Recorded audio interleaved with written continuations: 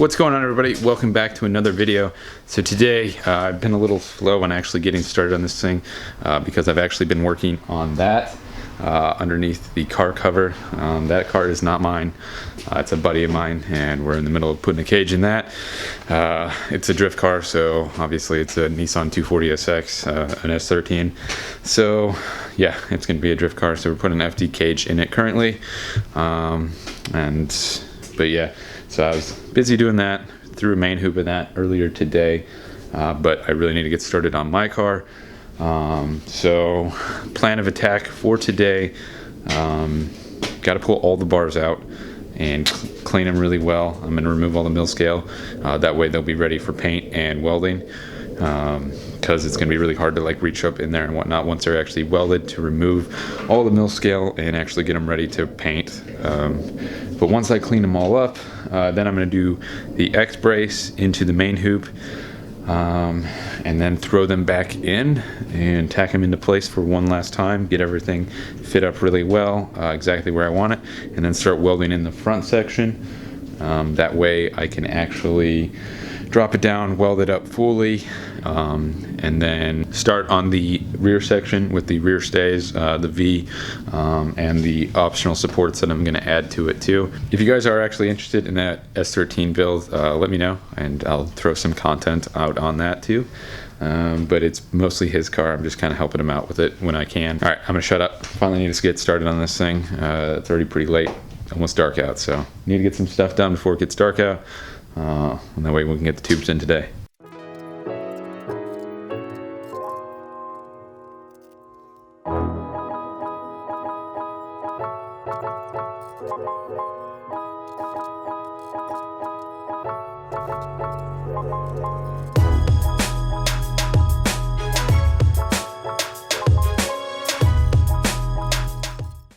Well, here's every single bar out of the car. Who wants it?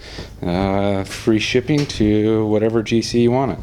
But yeah, really, time to actually start cleaning these things. So I'm not going to use like a flap disc or anything like that. I have stripper pads that are just for this. That way I don't actually remove material from the tube. I just want to remove the mill scale and the dirt and whatnot that's actually on it, because these are pretty rough because they've been kind of sitting outside at a crappy metal supply store.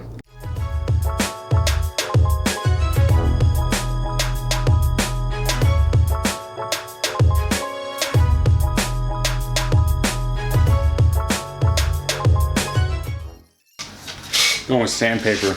It's a lot more labor intensive, but it's a lot faster to get the whole tube. And a lot of the ones that aren't that bad, like this one didn't really have that much mill scale on there. It gets it off really quick. But some of the other ones that have a little bit more surface rust, that's definitely easier. So I'm just gonna do it the old-fashioned way, manually, and get a good arm pump in.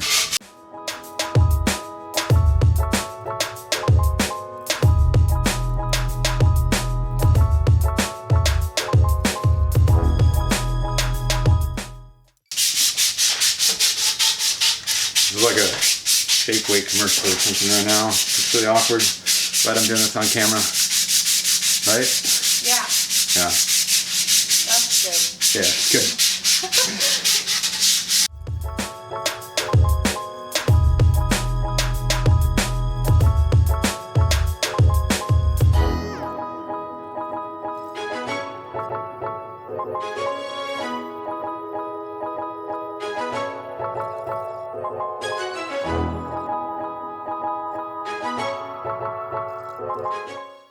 All right, so I'm to the point where I can begin measuring and figuring out exactly where I'm going to put these things. But before I do that, I want to go over the rules again. So what we can actually do for the main hoop support beams. So obviously I said I was going with the X. Now the rules that actually apply to the X-brace, one tube has to be continuous, and then the other one obviously is going to be notched around that. You also have to gusset either side, so 2 gussets on both sides, either top and bottom or left and right, but most of the time you're going to run a harness bar from left to right, and it's going to connect to the X-brace that way, so it wouldn't make sense to gusset that way. Anyway, typically in like road race, like SCCA rules and stuff like that, you'll always see The one bar that isn't cut in half or notched to fit the other one is going to go above the head of the driver. In rally, it really doesn't matter because there's going to be two people in the car no matter what. You're always going to have a co-driver, so it's not that big on putting the unbroken piece above the driver's head. So I know like FD spec and all that, when you run one continuous bar, it has to go above the driver's head. So that's a thing to consider. So if you're building it, don't do it opposite unless of course you have a right-hand drive car. Then of course you have to do that. But in rally, it really doesn't matter because the co-driver's head is just as important as the driver's. So the other options that you can do that I'm not actually going to do are the 253 Tac 6. So that comes down and it's going to make like a V almost coming down from the two. They recommend that you make that as one continuous piece. So you come down, make a bend to make it at 90, it would run along the floor and then come back up at the same angle. That sounds like it would be really difficult to make, I'm not gonna lie. And I guess that would be decent because then you get a really large surface area that's actually gonna weld to the chassis. But I don't think I would ever wanna make that.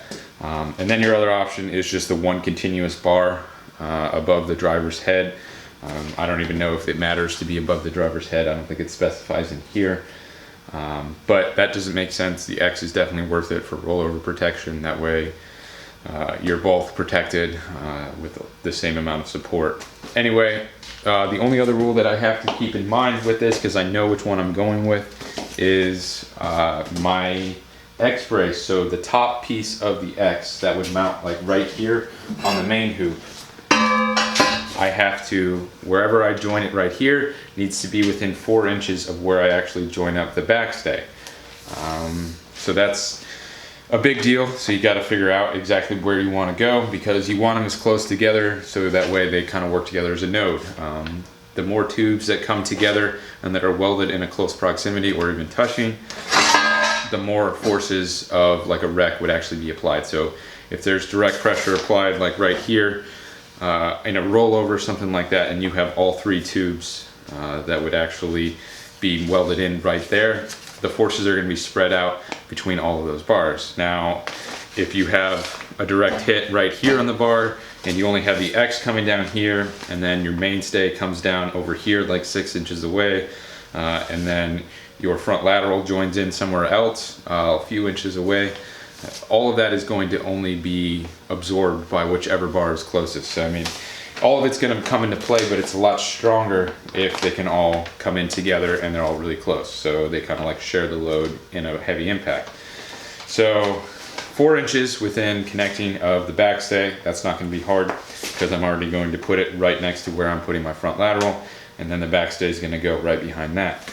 And then the only other one, 4 inches where it actually will weld to the rocker box. So that's pretty easy. I just have to be within 4 inches of the bottom. So I'll probably be like an inch above the ground. That way I'll have plenty of room to actually get in there with the TIG torch and weld this thing completely to the rocker box later on. But this should be pretty easy. So I'm just gonna get a rough measurement real quick. And then we'll cut it out, notch it real quick, and then make the 2 small pieces, tack it into place. I am going to fully weld these outside of the car because it's going to make it so much easier and it shouldn't impede at all getting this thing inside and out of the car.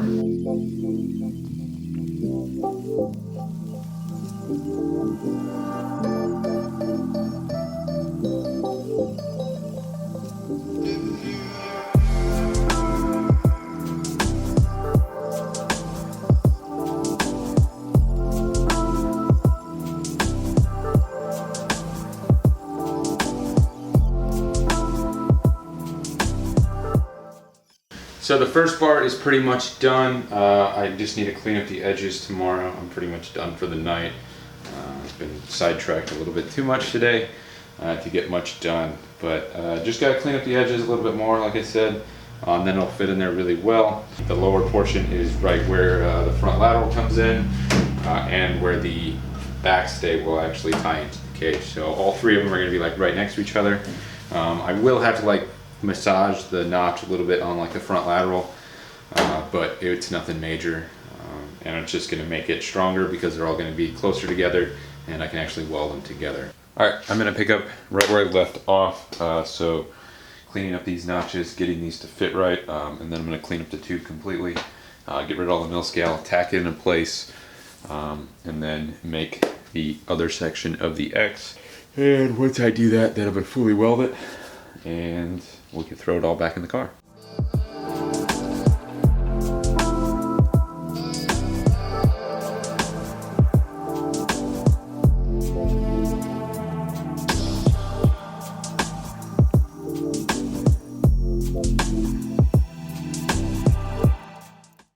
Bar's done getting cleaned, tacked it into place, so now just measuring for the next one, which I'll probably be able to use one of my messed up pieces, because it's not going to be that very long of a run. So I'll try to do that, minimize the amount of waste that I actually have, and then start on the next one.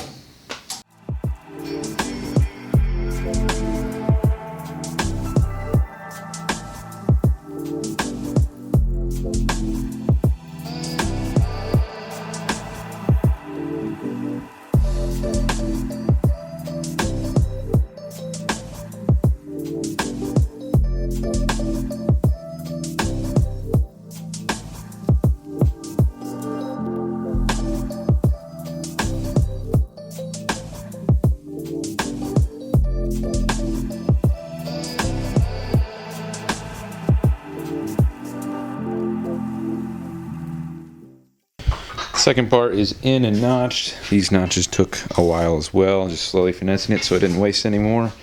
Now onto the lower piece, and then we can finally weld up this and then throw it in.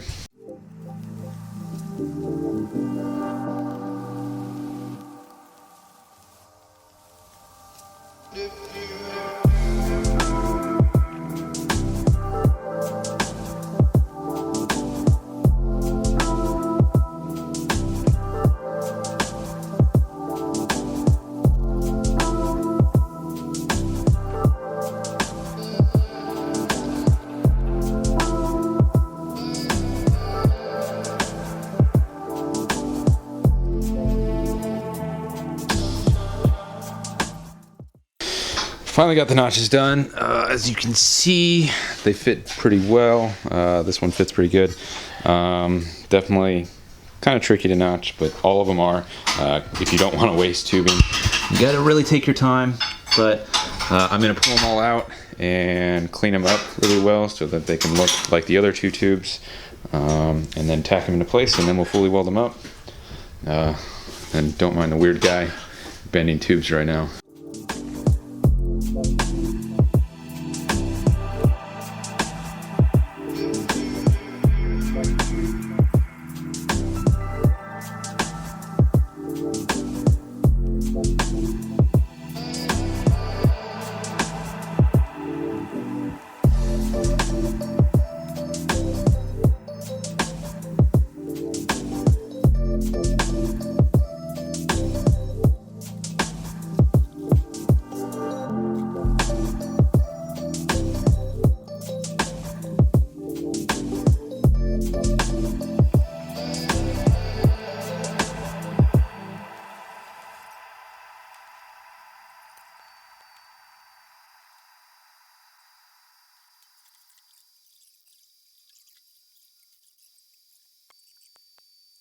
All right, the tacks are completely done on here.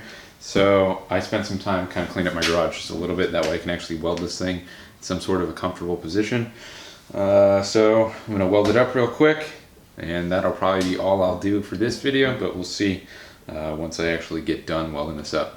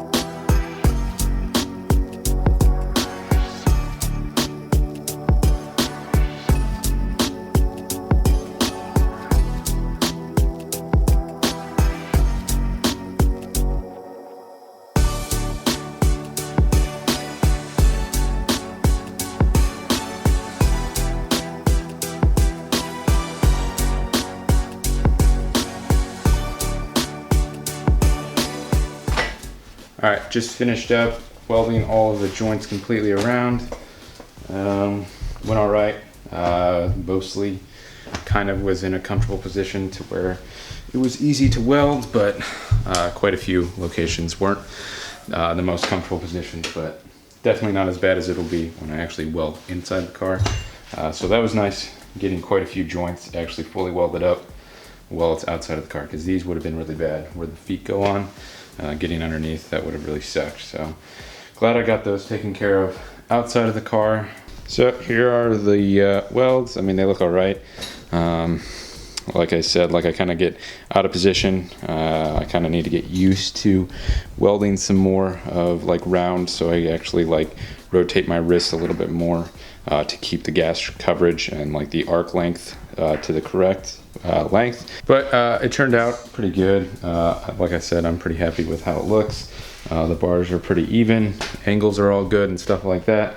It does still need gussets. I have no sheet metal right now though. I only have the 1/8 inch, so I don't have any sheet metal to actually make taco gussets right now.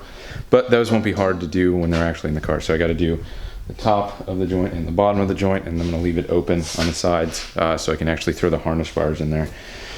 But yeah, it turned out really good. I mean, a part of the reason is because I stripped it all, which definitely isn't necessary to like completely strip all of the tubes, but I really felt like I needed to, because some of my tubes were a little nasty, and it really would have sucked to have like bad paint when I actually get to that point. But once I get these in and fully welded, I am going to primer them because these will flash rust pretty quick. But yeah, I'm happy with it. It looks pretty cool now with like the heat affected zones, the TIG welds and whatnot. So that's pretty cool. Maybe I'll just clear coat the polished steel look and have a really shiny, glaring cage in the car. Would look cool. It'd be very impractical though. But that's all I'm gonna throw in this video. I'm rambling anyway. I really didn't get that much done today because it's already pretty late. I was helping out the friend of mine with his cage that he's throwing in his S13 for a decent bit of the day. So, but it's slowly progressing. Maybe tomorrow I can get all these back in there and then tack them into place for the final time and maybe weld them up. We'll see. But anyway, if you guys made it this far and you're not subscribed, I'd really appreciate it if you do subscribe or like it, comment, let me know what you think. If you want me to talk less, show more work, let me know. I've started to talk more in the videos, and maybe that's bad, I don't know. Let me know. Anyway, I'm gonna go inside, get cleaned up. You guys have a good night.